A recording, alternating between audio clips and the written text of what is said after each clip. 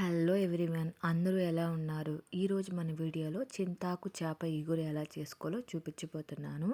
And ఈ video last వరకు చూసండి. నేను ఏ చేప వాడానో కూడా చెప్తాను. 1 కేజీ చేప అయితే తీసుకుంటున్నాను. చింతాకు పొడి ఎలా చేసుకోవాలో కూడా ఈ వీడియోలో నేను చెప్తాను. చింతాకు చేప ఇగురు అయితే మనం ఈరోజు చేసుకోబోతున్నాం.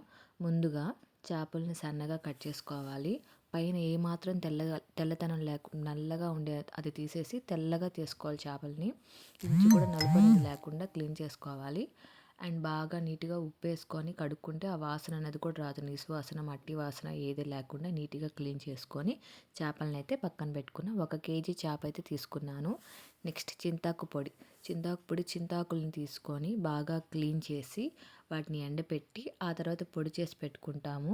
ఇది 1-2 ఇయర్స్ ఎన్ని రోజులైనా సరే ఎక్కడికి పోదు, అలానే ఉంటుంది. ఫ్రిడ్జ్లో కానీ బయట కానీ పెట్టుకోవచ్చు. నెక్స్ట్ నేనైతే దీనికి 4 ఆనియన్స్, 2 టమాటాలు, 2 కరివేపాకు మట్టలు అయితే తీసుకున్నాను. సో 4 ఉల్లిపాయలు అయితే తీసుకున్నానండి ఈ కూరకి. నెక్స్ట్ కొంచెం చింతపండు తీసుకొని నానేసాను. దాంట్లోనే ఉప్పు కూడా వేసేసి వాటర్ పోసి పక్కన పెట్టుకున్నాను. చింతపండు బాగా నానేదాకా పక్కన పెట్టుకున్నాను. నెక్స్ట్ సన్నగా తరుక్కున్న ఉల్లిపాయలు, 1 టమోటా, 2 టమాటా, కొంచెం కరివేపాకు రెమ్మలు పక్కన పెట్టుకున్నాను. కట్ చేసేసి అన్నీ పక్కన పెట్టేసుకున్నాను. తర్వాత చింతపండు నానబెట్టుకుంది కూడా మెత్తగా పిసికేసి పక్కన పెట్టుకున్నాను. చింతపండు రసాన్ని అయితే తయారు చేసుకున్నాను. ఇప్పుడు మనం చేపల ముక్కలకి ఏమేమి వేసుకోవాలో చెప్తాను. ముందుగా ఉప్పు తగినంత ఉప్పు అయితే వేసుకుంటున్నాను. సో 2-3 స్పూన్లు అయితే వేసాను. 2 స్పూన్ల పసుపు అయితే వేస్తున్నాను. ఇదంతా కూడా మనం మ్యారినేట్ చేసి పక్కన పెట్టుకుందాము కొంచెం సేపు. కారం ఒక 2 స్పూన్లు అయితే తీసుకున్నాను. మీరు తగినంత తీసుకోండి. కారం 2-3 స్పూన్లు వేసుకోండి. చింతాకు పొడి ఇదైతే ఒక 5 స్పూన్లు అయితే తీసుకుంటున్నాను. మనం పులుపు ఎక్కువ కావాలనుకున్న వాళ్ళు, గ్రేవీ కావాలనుకున్న వాళ్ళు ఇంకొంచెం ఎక్కువ అయితే వేసుకోండి. మీరు చేసేదాన్ని బట్టి కర్రీ వేసుకోండి. నేను 1 కేజీ చేప తీసుకున్నాను కాబట్టి ఒక 5 స్పూన్లు అయితే వేసుకున్నాను. చింతాకు పొడి వేసుకొని అన్నిటినీ నీట్గా కలుపుకుందాము. ముక్కకు పట్టేంత వరకు ఇవన్నీ కలపండి. లైట్గా కొంచెం వాటర్ చల్లుకుంటూ కలుపుకోండి. అప్పుడు ఈ ముక్కకి ఇవన్నీ పడతాయి అన్నమాట. సో కొంచెం కొంచెంగా వాటర్ చల్లుకుంటూ అన్నిటినీ కలిపేసుకుందాము. అలా కలిపి పక్కన పెట్టుకుందాము. ముక్కకి అన్నీ కూడా బాగా పట్టాలన్నమాట. సో అంతా మంచిగా చక్కగా కింద నుంచి అన్నిటికీ కలిపేసి ఇలాగా పక్కన పెట్టుకుందాము. చూసారుగా ముక్కకి ఎంత చక్కగా పట్టుకున్నాయో అన్నీ. సో ఇలా అన్నీ కలిపేసి పక్కనైతే పెట్టేసుకుందాము. బాగా పెద్ద దబర తీసుకొని కలుపుకోవడానికి ఈజీగా ఉంటుంది. అన్నీ వేసి ఇలా కలిపేసి పక్కనైతే పెట్టేసుకుందాము. నెక్స్ట్ తర్వాత ఒక ప్యాన్ తీసుకొని దాంట్లో ఒక 2-3 గంటల ఆయిల్ అయితే వేస్తున్నాను. నూనె తగినంత వేసుకోండి. నూనె కొంచెం వేడెక్కేదాకా చూసుకోండి. నూనె వేడెక్కిన తర్వాత జీలకర్ర, ఆవాలు, మెంతులు అయితే ఖచ్చితంగా వేయాలి పులుసు కూరలో. ఈ 3 అయితే వేసేస్తున్నాను. ఆయిల్ వేడెక్కిన తర్వాత జీలకర్ర, మెంతులు, ఆవాలు వేసేసాను.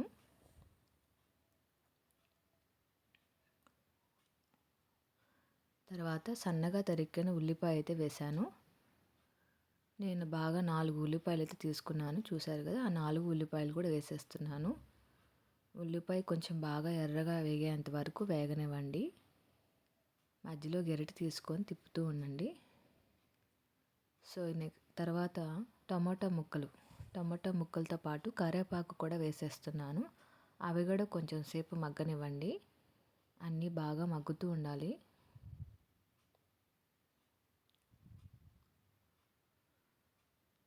ఇలా మధ్యలో గరిటె తీసుకొని కలుపుతూ ఉండండి.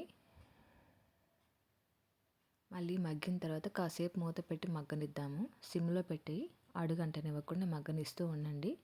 ఇప్పుడు ఒక్కొక్కటి చేప ముక్క దీంట్లో వేసేస్తూ వద్దాం. ఎప్పుడు కూడా చేపల కూర చేసేటప్పుడు పెద్ద దబరు, వెడల్పు దబరు తీసుకుంటే మనకి ముక్క అనేది చిదిరిపోకుండా, ఇరిగిపోకుండా ఉంటుంది. ఒక్కొక్కటి వేసుకుంటూ వచ్చేయడమే. అన్నిటినీ చేప ముక్కల్ని తీసి ఒక్కొక్కటి అయితే వేసేస్తూ ఉన్నాను. ఎక్కువసేపు కూడా మ్యారినేట్ చేయబుల్ల అన్నీ వేసి కలిపి పెట్టేసుకొని దబర పెట్టుకోవడమే. చింతాకు చేప కూర అన్ని ముక్కలైతే ఒక్కొక్కటిగా వేసేసుకుంటున్నాను. ఏమాత్రం నీసు వాసన కూడా రాదండి, చక్కగా వాష్ చేసుకున్నాం కాబట్టి. చింతాకు చేప ఇగురు గెరిటి పెట్టి ఒక్కొక్కటిగా అటువైపు తిప్పుకోండి. మొత్తం ఒకసారిగా కలపొద్దు, కింద నుంచిగా తీసుకోండి గెరిటి పెట్టి, పైనే కాకుండా కింద నుంచి. అండ్ ఇప్పుడు మాత్రమే మనం గెరిటి పెడతాం, తర్వాత అంతా కూడా అసలు పెట్టకూడదు, ముక్క చిదిరిపోయి ఇరిగిపోతుంది. స్టార్టింగ్లో మాత్రమే దాన్ని కొంచెం అలా ఇలా జరుపుకొని ముక్కకి ఉప్పు కారాలు పట్టేటట్టు సైడ్కి వేగాలని పెట్టుకుంటున్నాను. ఇలా అవుతుంది కాసేపుకి కొంచెం ఆయిల్ సపరేట్ అయిన తర్వాత నేను కొంచెం వాటర్ అయితే పోసాను. ఆ చేప దబర్లోనే ఉన్న కొంచెం వాటర్ తీసి మిక్స్ చేసి అయితే కలిపి పోసేసాను. ఇంకొంచెం సేపు ముక్క అటు ఇటు తిప్పుకొని మగ్గనివ్వండి. నీట్గా ముక్క చెదరకుండా గరిటె పెట్టి తిప్పుతుండాలి జాగ్రత్తగా. తర్వాత చింతపండు బాగా పిసుక్కున్నాం కదా, అది వడకట్టేసుకున్నాము. ఏ చెత్త లేకుండా పక్కన వడకట్టి పెట్టేసుకున్నాము. ఆ చింతపండు పులుసు కూడా నేను దీంట్లో పోసేస్తున్నాను. సో చింతపండు పులుసు కూడా పోసేసిన తర్వాత ఇప్పుడు మనం 10 నిమిషాలు హై ఫ్లేమ్లో పెట్టుకొని ఆ తర్వాత మీడియం ఫ్లేమ్లో కానీ సిమ్లో కానీ పెట్టేసుకుందాము. ఇంకో 10 నిమిషాలు మీడియం ఫ్లేము, ఆ తర్వాత ఇంకో 10 నిమిషాలు సిమ్లో అయితే పెట్టుకోవాలి. ఇంచుమించు 30 నుంచి 40 నిమిషాలు పడుతుంది చేపల కూర ఉడకడానికి. సో ఇలా కొంచెం సేపు మూత పెట్టేసి మగ్గనిద్దాము. ఆ తర్వాత ఇలా బుడగలు వస్తూ ఇలా అవుతుంది. ఇంకా కొంచెం చిక్కబడనిద్దాము. ఈ కూర 2-3 రోజులైనా కూడా చాలా రుచిగా ఉంటుంది తింటుంటే. రోజు మార్చి రోజు కూడా చాలా బాగుంటుంది అనమాట. రోజు చేసే కొద్దీ ఒక 10 నిమిషాలకైతే ఇలా వస్తుంది. తర్వాత ఇలా చిక్కబడిపోతుంది. మనకి ఇంచుమించు చిక్కబడి బాగా చిక్కగా వస్తుంది కర్రీ. చాలా అంటే చాలా రుచిగా కూడా ఉంటుంది ఈ కర్రీ. ఇలాగ ఒక 10 నిమిషాలకి ఫైనల్గా అయితే ఇలా వస్తుందండి.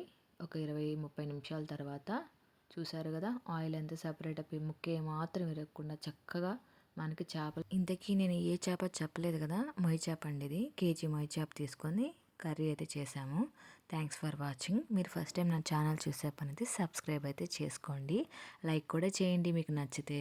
మొయ్యి చేపతో 1 కేజీ మొయ్యి చేప తీసుకొని అయితే చేపల కూర తయారు చేసేసాము. చింతాకు చేప ఇగురు రెడీ అయిపోయింది. Thanks for watching. Bye bye.